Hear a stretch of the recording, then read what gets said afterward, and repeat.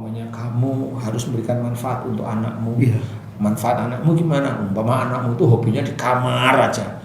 Kalau kamu tahu tuh di kamar itu lama-lama nanti skizofrenia, ya gimana caranya dia keluar kamar? Nah itu agar anak saya jangan nanti kalau ada masalah dengan istrinya dia mengurung di kamar. Kalau enggak, yang di rumah istrinya dia keluar di kamar yang satunya. Kamar orang lain maksudnya ya.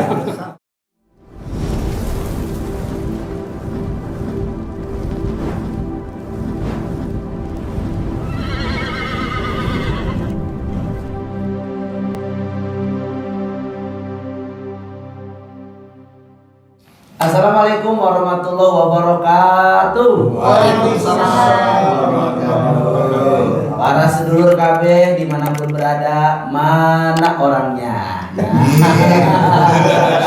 Hari ini alhamdulillah qadarullah, izin Allah Subhanahu wa taala, nggak sangka nggak duga kita bisa ketemu lagi di channelnya guru kita Ustadz Danu official channel, juga di channelnya Asep Hidayat Official Channel. Asep Hidayat Official Channel, juga Tung Family Channel. Tung Family Channel, juga Hasan Bisri BFC. Masya Allah Dan Goim Channel. yang tentu banyak sekali hikmah, banyak pelajaran, silaturahmi yang berkah, dan mudah-mudahan dengan melihatnya channel dari guru kita dan guru-guru yang lain ini pertanda bahwa Allah masih panjangkan umur kita. Amin. Amin ya rabbal alamin. Tentu banyak sekali kegiatan, banyak sekali sesuatu yang kita sebelumnya bisa jadi sering dengar tapi nggak tahu maknanya. Kita juga boleh jadi mungkin sering lihat tapi belum tentu itu betul adanya. Dan boleh jadi mungkin kita ngerasa baik, kita ngerasa soleh, kita ngerasa manfaat, kita ngerasa paling banget kali dicintai oleh Allah, padahal itu semua ternyata belum tentu. Nah, ini hari kebetulan karena memang saya termasuk salah satu murid yang agak durhaka. Astagfirullahaladzim. Janganlah. Aduh ngeri ya, karena jarang banget ketemu guru saya ini. Pengakuan dosa. Pengakuan dosa ini, hawanya males banget gitu. Aduh, entah kenapa saya juga harus banyak konsultasi sama guru nih. Di awal pertama saya ketemu sama guru, saya pernah muntah. Terus saya juga pernah loncat-loncat, ternyata memang ada kuda di diri saya. Dan saat saya ngevlog bareng sama Ustaz Asep Hidayat, ini ada rasa panas di dada saya. Nah, ataukah itu mungkin pertanda bahwa saya emosional? Ataukah mungkin emang saya soap banget orangnya? Nah, tapi ini harus dibedah sama guru saya. Tapi terlepas dari itu, Patung kan dilihat sama orang kayak gak punya dosa nih ya. Amin. Amin. Bahagia banget gitu ya. Iya kan? Itu kan sangkaan orang padahal fitnah, bener kan? Nah, pernah nggak dianggap sok lu gitu, pernah nggak? Oh pernah. Pernah ya? Pernah. Nah, Ketika dulu saya melakukan hal keburukan, kemudian saya mengatakan satu kebaikan, saya dibilang munafik lu. oh gitu. Iya. Masya Allah. Jadi kita nggak bisa menilai orang itu menjustifikasi persepsi orang terhadap kita ya. Kita nggak bisa gitu. Jadi orang mau berpersepsi apapun sama kita tuh merdeka aja mereka. Iya. Merdeka aja kan. Orang mau apa aja merdeka. Nah, urusan mereka. Urusan mereka. Iya kan. Yang jadi masalah urusan kita. Permasalahannya, iya kan. Baik menurut pandangan mereka itu bukan substansi dong. Ya kan?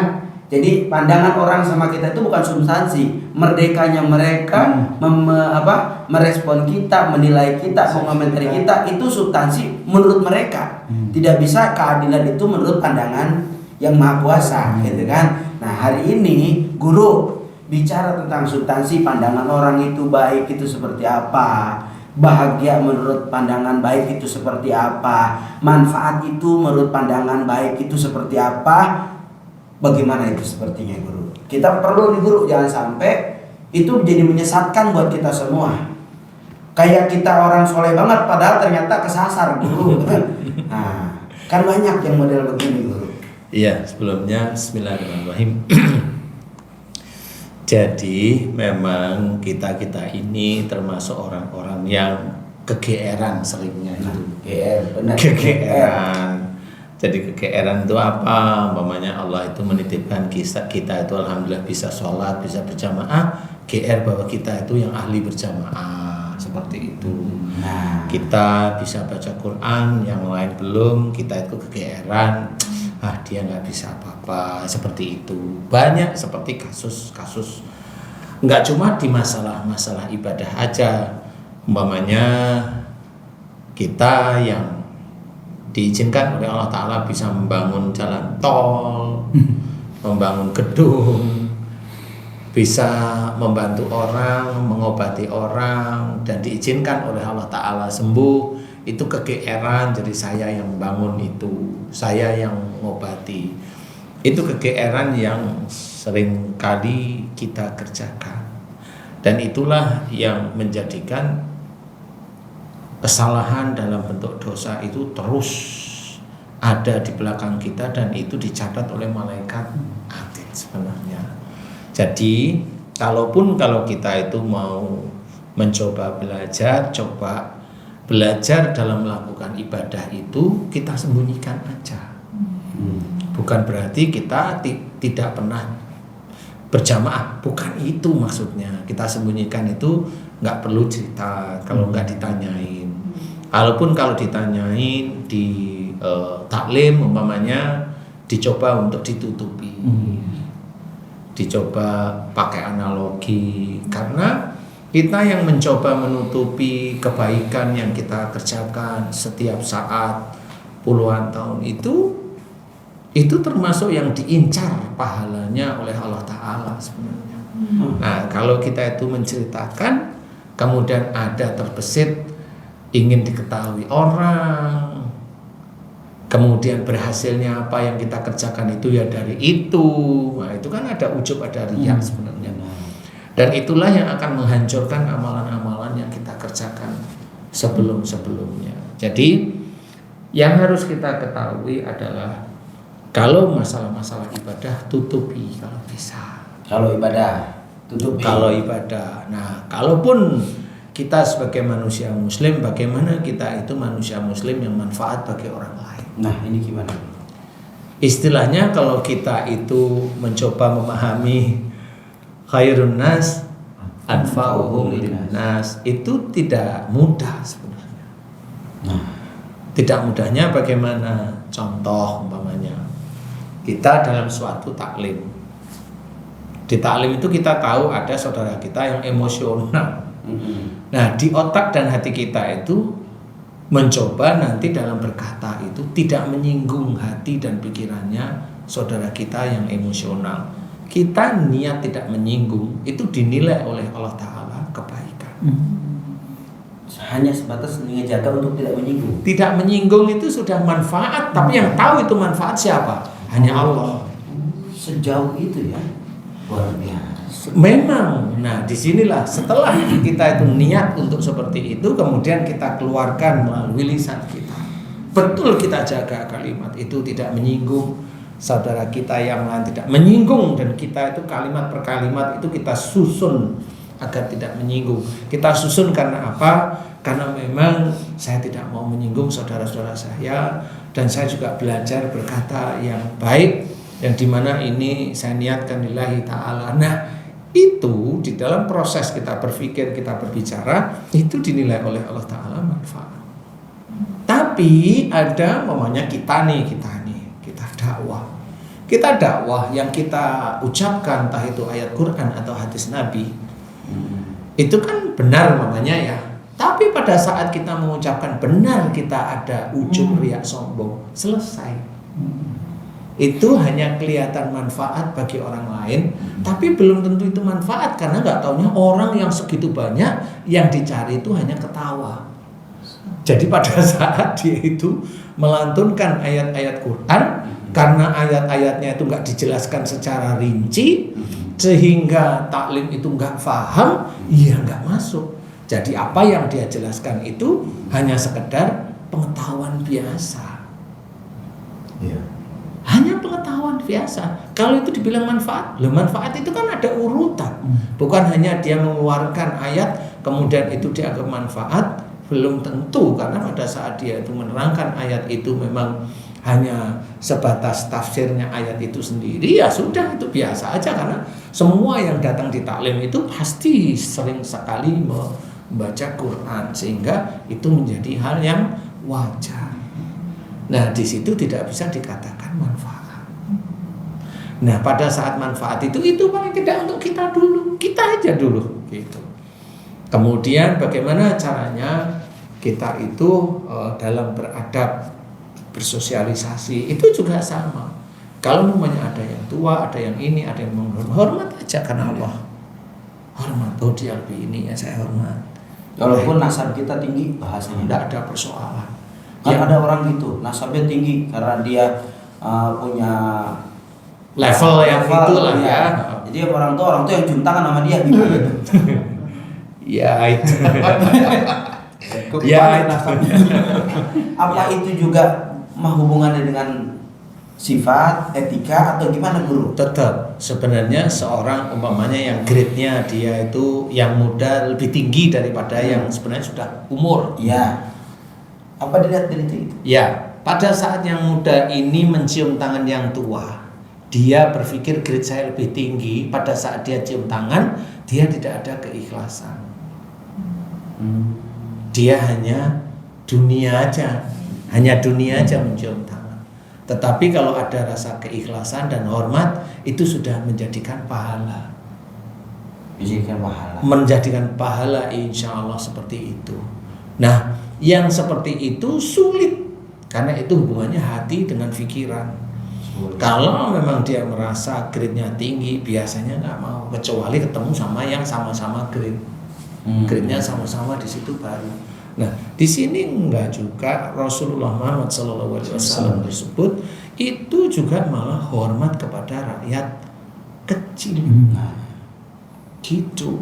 Nah, hormat dengan rakyat kecil ini sebenarnya adalah yang harus kita kita contoh sebenarnya. Beliau yang sudah jelas-jelas istilahnya diharamkan api neraka pun beliau itu menghormat kepada masyarakat kecil, didengarkan kalimat-kalimatnya, didengarkan kesulitan masyarakat kecil. Banyak kok cerita-cerita beliau dengan rakyat-rakyat jelata itu. Jadi tidak hanya cuma beliau dengan istrinya atau beliau dengan sahabatnya, enggak, dengan rakyat-rakyat jelata beliau sangat hormat. Yang harus kita ketahui juga ada cerita dengan wanita Yahudi yang buta. Bagaimana beliau itu menyuapi. Ya kan? Beliau menyuapi wanita Yahudi yang buta. Dikunyah dulu, hancur baru disuapi. Coba, itu kalau orang yang hidup zaman sekarang itu udah dimaki-maki itu wanita Yahudi buta itu pasti. Nah ini enggak, ini cerita itu jelas. Setelah beliau wafat, digantilah dengan sahabat. Si wanita Yahudi bilang apa? Kok kamu beda dengan yang kemarin? Dan pada saat beliau itu Rasul Muhammad SAW tersebut menyuapi si wanita Yahudi tersebut, wanita Yahudi itu menyuruh Rasul Muhammad itu agar tidak mau mengikuti Muhammad. Sudah didoktrin, tapi karena memang beliau nggak ada kebaikan kurang kebaikan, iya, diomongin jelek juga. Iya, karena memang itulah akhlak beliau yang harus kita contoh sebenarnya. Itu yang harus kita contoh. Kita didera, fitnah dalam bentuk apapun, terima aja dengan lapang dada. Itu sama seperti itu. Diajak, dikafir-kafirkan oleh saudara kita, disalah-salahkan. Itu memang kalau difikirkan normal tidak enak, tetapi jangan cerita tidak enak di dunia. Ceritalah sesuatu yang mengenakkan di akhirat. Contoh seperti Rasulullah Muhammad SAW yang tadi. Dan akhirnya setelah Rasul Muhammad tersebut itu meninggal, digantilah dengan sahabat. Nyuapin aja biasa. Beda rasa gitu ya. Beda rasa, wong dagingnya itu juga keras gitu. Aku itu sudah tua. Oh, kamu nggak seperti yang kemarin nyuapin saya. Pakai rasa. Disitulah bedanya. Nah, setelah diceritain oleh sahabat Rasul, siapa yang berkali-kali disuapin oleh baginda Rasulullah itu, nah disitulah sahabat berkata pada wanita Yahudi, itu yang sering kamu ejek, yaitu Rasulullah Muhammad, dan yang menyuapin kamu beliaulah orang. Disitulah harus kita fahami, beliau tetap iya khairun nas, jelas sekali dipraktekkan betul-betul. Berarti tidak pandang kepada siapapun, agama apapun, kulit apapun, ras apapun ya Ustaz. Kalau nas apapun bebas. Enggak, tetapi kalau memang ada saudara kita yang butuh, bolehlah saudara kita. Tetapi intinya itu kan diceritakan dalam bentuk cerita beliau yang akhirnya wanita buta tersebut dia masuk Islam. Disitulah tapi sepeninggal beliau. Jadi disinilah kita harus belajar bagaimana kita itu benar-benar menjalankan, bahwa bagaimana kita itu bisa manfaat bagi orang lain. Manfaat umpamanya mau sedekah, silahkan. Tidak perlu kita ceritakan gembar-gembor, silahkan bersedekah terus menerus, tutupi ibadah, tutupi sesuatu yang berhubungan dengan kebaikan kita. Karena dengan menutupi kebaikan yang kita kerjakan itu, insya Allah itu belajar untuk berperang melawan ujub, riya, bahkan sombong. Ya, kadang kita nggak bisa menerima kebenaran dari orang lain, tapi kita selalu menghakimi kebenaran itu mutlak milik kita sendiri. Iya, benar nggak Ustaz? Bener. Bahasanya kok beli jelimet banget. Saya yang dengar. Puyeng saya juga, nggak ngerti saya juga. Nggak ngomong pokoknya benernya kata dia doang. Gimana kalau bongkar kebenaran orang, kalau kata dia benar padahal itu sebuah penipuan, gimana itu? Sebenarnya kalau memang kita mau belajar beneran, memang ini sulit, tetapi harus kita kerjakan. Contoh, namanya ada salah satu ayat Quran dalam surat Al-Furqan nih. Wa idza khatabahumul jahiluna qalu salama. Ini ayat ini memang itu berhubungan dengan hadis ya. Ini ayatnya artinya adalah, dan jika engkau disapa oleh orang tak jahil, maka katakanlah dengan penuh keselamatan. Kita yang disapa oleh orang jahil, Allah menyuruh doakan dengan penuh keselamatan. Kita yang disapa. Kita yang disapa oleh orang jahil. Orang jahil menyapa kita itu dengan fitnah, dengan kalimat-kalimat kotor, makian, dipukul, dirajam. Selama kita tidak pernah memaki orang lain, kan gitu nih. Kita nggak pernah memaki orang lain. Kita berkata senantiasa sopan, baik. Ada di realnya Allah Ta'ala. Suatu ketika ada orang, entah itu orang dari mana itu memaki, disebarkan di taklim. Padahal kita tidak melakukan hal yang dia sangkakan. Allah menyuruh, qalu salama, katakan dengan penuh keselamatan. Ini yang kita ditolimi, itu Allah menyuruh kita mendoakan agar diberi selamat oleh Allah Ta'ala. Nah, kalau yang tadi diceritakan oleh Haji Hasan sama Ustadz Abe itu tadi adalah bagaimana kalau ada orang yang dia mau meluruskan tetapi masuk YouTube, kan gitu. Iya. Akhirnya berdebat, bertengkar. Padahal sebenarnya itu sebelum dia itu menemui orang itu, dia harus berpikir ini pasti ada perdebatan. Ada perdebatan. Kalau memang dia itu ingin bahwa dia itu benar, ya hati-hati.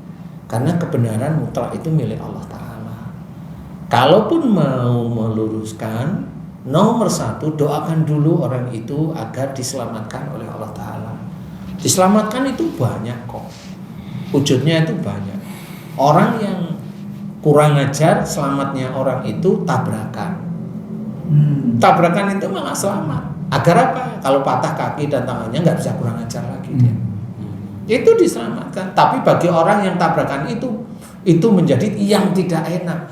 Padahal tabrakan itulah penyelamat dia agar tidak melakukan lagi kedoliman dan kedoliman. Nah, itu cara Allah Ta'ala. Nah, sama kayak tadi mamanya. Kalau mamanya dalam hadis ceritakan bahwa kalau kita mau memberikan nasihat pada saudara kita, istilahnya dilaranglah di depan taklim. Itu sama sebenarnya. Jadi dijaga saudara kita itu saudara kita. Sama-sama mengucap asyhadu an la ilaha illallah wa asyhadu anna Muhammadur Rasulullah. Itu saudara kita. Loh kok dimasukin YouTube? Kalau enggak disebarkan melalui taklim-taklim yang lain. Itu sudah, orang yang seperti itu sudah salah sangat besar di hadapan Allah Ta'ala. Kalau masuk YouTube, dia akan meracuni orang yang suka dengan dia. Yang satu adalah suka dengan orang lain. Ini bentrok lagi. Padahal kalau dilihat sama-sama muslimnya, kan gitu. Nah, disinilah dia tidak berpikir bahwa Islam itu bersaudara. Dia tidak berpikir. Kalimatullah itu yang ada dalam Quran itu tidak pernah difikirkan. Yang penting saya benar, saya kasih di. Enggak seperti itu. Makanya yang paling bagus itu adalah kalau kita disapa atau ada saudara kita itu yang melakukan kesalahan, doakan agar dia diselamatkan oleh Allah Ta'ala. Diselamatkan itu apa? Kalau memang dia itu keluar dari ketauhidan, ya mudah-mudahan dia kembali ke tauhid. Itu doa yang paling bagus. Dan itu doa itu dicatat oleh malaikat raqib. Tidak semerta bukan terus bahwa YouTube kemudian ini itu. Loh, itu dicatat sama malaikat beneran. Tapi atid. Karena dia melanggar ayat-ayat Quran, dia melanggar hadis-hadis Nabi yang lain, dia langgar, merasa dirinya benar, merasa dirinya lebih tahu. Ya enggak seperti itu. Apalagi saling menantang misalnya. Iya, apalagi saling menantang. Waduh. Akhirnya merasa benar masing-masing ya. Iya, nah seperti itu. Jadi kalau bisa memahami bahwa orang yang baik adalah orang yang bermanfaat bagi orang lain itu sebenarnya sulitnya pada saat kita itu sedekah baik, tapi masuk YouTube nggak baik, kan gitu. Makanya sembunyi-sembunyi. Iya. Sembunyi. Tapi betul lah yang punya buka channel ya. Siap, baru saya mau bicara. Jadi beruntung punya channel channel. Iya, salah. Kurang lebihnya seperti itu, walaupun sebenarnya masih harus banyak kita kupas ya, tapi kurang lebihnya seperti itu. Jadi kalau kita mau melakukan sesuatu, ingat ada raqib sama atid. Itu aja kuncinya. Kalau kita iman kepada malaikat, nih malaikat kanan kiri kita, depan belakang kita itu ada malaikat yang siap mencatat baik atau buruknya perbuatan kita. Dan itu harus diingat pada saat kita mau ngomong perkataan buruk, ada atid. Jadi nggak jadi akhirnya. Itu iman kepada malaikat. Iman kepada hari akhir itu bukan ya saya iman sama kiamat. Lah, anak SD pun ngerti. Tapi iman pada hari akhir itu adalah hari pembalasan. Bagaimana kita berpikir amal perbuatan kita itu akan dibalas. Dibalas yang jelek, dimunculkan dan tidak dikurangi. Satu biji zarah apapun itu ditulis lengkap, amal baik kita juga ditulis. Nah, cuma di situ belum pernah kita paham atau tahu amal-amal kita itu banyakan yang mana. Enggak akan tahu. Kalau kita kurang bersyukur setiap saatnya, yaitu sudah diceritakan oleh Allah Ta'ala, kita kurang bersyukur, kita dianggap kufur. Itu banyak sekali. Nah, itu untuk kita bisa manfaat untuk diri kita sendiri pun dalam mengerjakan itu harus kita perhatikan, apalagi untuk orang lain. Nah, inilah yang harus kita pahami. Menjadi orang yang manfaat itu sulit, tapi kalau bisa kerjakan, boleh silakan. Jaga, jangan sampai ujub, riya, bahkan sombong dijaga. Itu memang sulit. Karena setan itu tidak akan keluar dari diri kita. Akan dikuntit terus kita terus sampai kita itu nggak ada, itu dikuntit terus, nggak ada orang itu. Berarti itu setan nggak lengah. Enggak, nunggu aja dia duduk dulu standby terus dia. Kita agak ke kanan sedikit, belokin lagi. Benar itu. Kita ceramah nih di depan. Ceramah di depan sama ibu-ibu. Tahu yang depan cantik satu kali nggak apa-apa. Iya. Ceramah besok minggu depan 2 kali kok ada lagi. Ada lagi. Gitu. Iya. Mulai deg. Guru kayaknya ini saya banget. Yang ketiga, ada lagi tempatnya sama gitu ya. Insya Allah. Saya mau tanya, kalau manfaat di dalam keluarga itu contohnya yang paling kecil seperti apa misalnya itu Pak Ustadz? Ya, kalau istilahnya kita itu akan dinilai baik oleh Allah Ta'ala, berarti kita harus manfaat. Manfaat ini juga sama di dalam keluarga itu salah satunya yang bisa berhubungan dengan manfaat ku anfusakum wa alikum naro.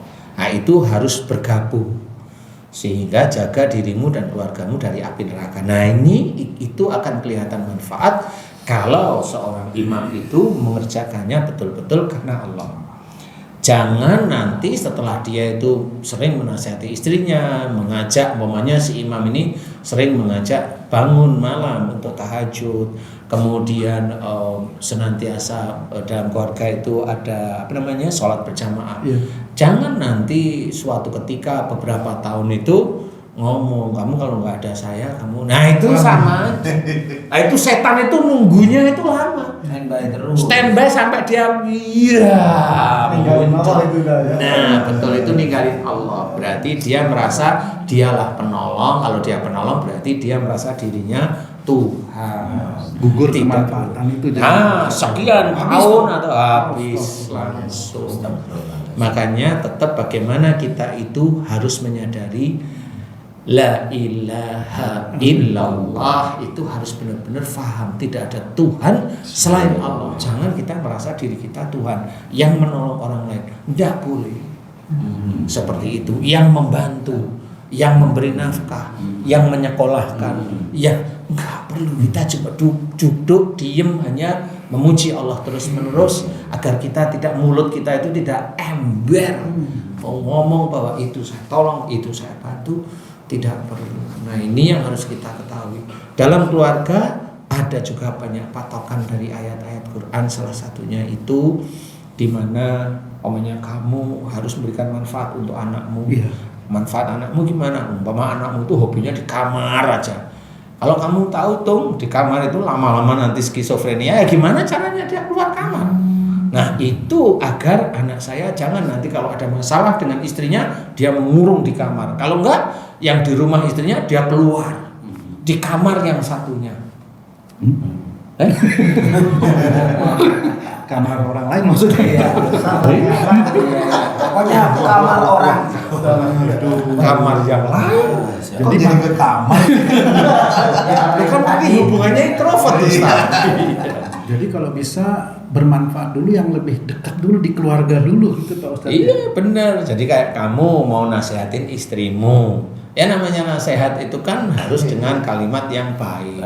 Ya kalimat yang baik itu yang bagaimana? Jangan, kau dengar kalimat saya. Oh iya itu ya bukan nasihat itu. Aku suamimu, nggak boleh gitu. Ya nggak boleh.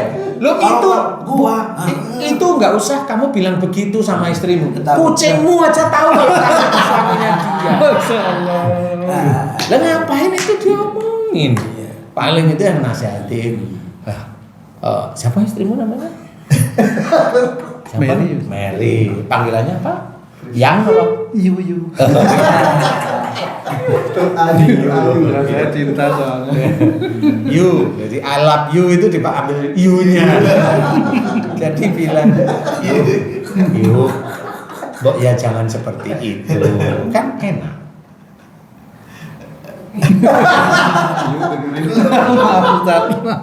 Kan gitu bisa ngomong yang baik. You, mbok jangan seperti itu. Dari tadi kamu mau setengah jam, 1 jam itu sudah ada istrimu, ada kamu geletain HP, kamu lihat TV, sosok kamu lihat istri, lihat ini, kan tahu tuh anakmu. Ya, tapi pikirannya 1 jam itu kamu ngomong lah, you dari tadi aku kok cuma lihat TV, lihat wajahmu itu kok diem, mbok ya senyum gitu loh. Aku tuh pulang ke sini pingin lihat kamu tuh senyum. Kalau kamu tuh berbuat kayak gitu, banyak di sana di Jakarta banyak yang berbuat kan gitu. Kalau senyum kan enak ini gitu loh. Nggak usah saya jauh-jauh udah nyari rezeki. Ya perlu lah yang begitu itu. Itu sudah tugasmu cari rezeki. Kok ngomong kan gitu. jadi tidak bermanfaat Lah, untuk walaupun itu istri dan anak-anak ya. Lah Pak? iyalah Masya ngapain? Allah. Kecuali kamu ngomong sama Anak nih suatu ketika anak ngeyel atau ini anak yang ngeyel, kamu hanya dari tadi tuh kok kamu ngeyelin bapak sih? Bapak yang ngalah sama omongan kamu, mbok ya dengerin, bapakmu itu imam. Bukan bapakmu itu malah makmum. Jadi kayak kamu itu ngimamin, saya yang dengerin. Kan gitu. Kamu nggak boleh. Kamu nggak boleh, itu tidak ada hormat pada orang tua. Dosa. Itu pelajaran. Nah itu salah satunya. Beda, Beda tegas caranya. itu, Pak Ustaz. Itu tegas, tapi nyaman diterima. Kan gitu. Mudah-mudahan itu semua yang disampaikan Ustaz didengar para istri. Iya benar. Berarti itu mewakili. Ya jadi minum. Berarti mewakili curhatan kita. Hasan bisa muncrat itu. Alhamdulillah Allah. Alhamdulillah saya dikasih hidayah. Amin ya Allah, amin. Jadi mah harus seperti itu. Ya kalau memang ngelanggar dikit, dempetin, jajarin, senyum-senyum, lihat mukanya, dilus-lus kepalanya. Dilus-lus, kamu itu tadi ngapain? Kan enak si istri itu memang walaupun dia tahu salah tapi ini salah nih. Tapi ya dengan kalimat yang enak, istri itu nyaman. Iya betul Pak Ustaz. Nyaman. Kamu tadi bilang begini, iya. Bilang begini, iya, itu salah. Jangan lakuin lagi ya. Iya, makasih ya. Ya. Cium tangannya. Boleh silahkan. Kemudian tanya si suami. Ini sudah jam 9:30 malam, hadiahnya apa? Ya, boleh silahkan. Tidur sama gitu. Enggak, saya tapi insya Allah begini Ustaz. Nah disinilah kalau tadi Ustaz bilang kalau sudah dilimbutin kok susah, berapa kali sih dilembutin kalau saya gitu. Kan sudah banyak, kan belum 30 tahun. Tugasnya suami itu memang mendidik, bukan hajar. Mendidik. Karena dengan kelembutan tetap Allah itu akan ngetes melalui istrinya. Dengan istrinya yang agak lebih galak, agak sulit, ini dites nih. Sehingga suatu ketika kalau suaminya betul-betul nyerahin kepada Allah Ta'ala tapi tetap menasihatin terus-menerus tanpa emosi, tanpa ini, si suami langsung naik ketakwaannya pada Allah, kesabarannya naik. Nah suatu ketika suami yang baik ini pasti mendoakan agar istrinya soleha. Di titik itu suatu ketika karena istrinya itu jawab mulu, akhirnya keserempetlah mulutnya sama spion angkot. Plok. Kabur angkotnya. Wah, mau ini Rontok. jangan rontok lah. Nah, Tapi mulai. kalau udah dikasih pelajaran begitu, misalkan. Tapi nggak ingat dengan kesalahannya. Ya nanti bukan spion yang ngenain, bemper mobil. Kan Allah kan banyak. Jadi itu salah satu petunjuk dari Allah Ta'ala bahwa yang kena apa? Mulut, berarti mulut kita itu ada yang tidak beres. Ketampar spion itu sesuatu tidak enak. Spion itu wujudnya kaca untuk merefleksi diri. Berarti memang kamu itu Bu, sayangku, kamu itu dikasih petunjuk sama Allah suruh ngaca sendiri tentang kamu yang kena mulut, kena spion itu tadi. Maksudnya apa? Ya dijelaskan. Lah itu ada petunjuknya. Jadi Allah itu memberikan pelajaran itu lewat kita. Nggak mungkin maunya kamu anu dengar suara Allah, nggak mungkin seperti itu. Nah, petunjuknya itu sesuatu yang ada di sekitar kita. Seperti itu. Terima kasih Ini perbincangan luar biasa, Masya Allah. Hangat, menyejukkan, tapi syarat makna. Guru kita tadi banyak pelajaran, di antara yuk sama-sama kuatin tauhid. Jangan bangga dengan amal kita. Boleh jadi ketika kita bangga sama amal kita, ternyata malah tidak ada kebaikan di mata Allah. Baik saja tidak cukup. Kenapa? Karena banyak orang yang baik tapi sombong. Tapi kalau baiknya karena Allah, insya Allah panennya pun akan baik. Amin. Baik saja tidak cukup ternyata, apalagi tidak berbuat baik, lebih-lebih tidak cukup. Mudah-mudahan pembahasan kali ini bisa memberikan manfaat buat kita. Sehingga guru kita tadi sampaikan, mereka yang baik siapa? Manusia yang memberikan banyak manfaat pada orang lain. Lisannya manfaat, amalnya manfaat, kehidupannya manfaat, dan semuanya ada dalam ketenangan di hati kita. Semoga berkah. Terus di like, subscribe, komen, dan share. Terima kasih. Assalamualaikum warahmatullahi wabarakatuh. Waalaikumsalam.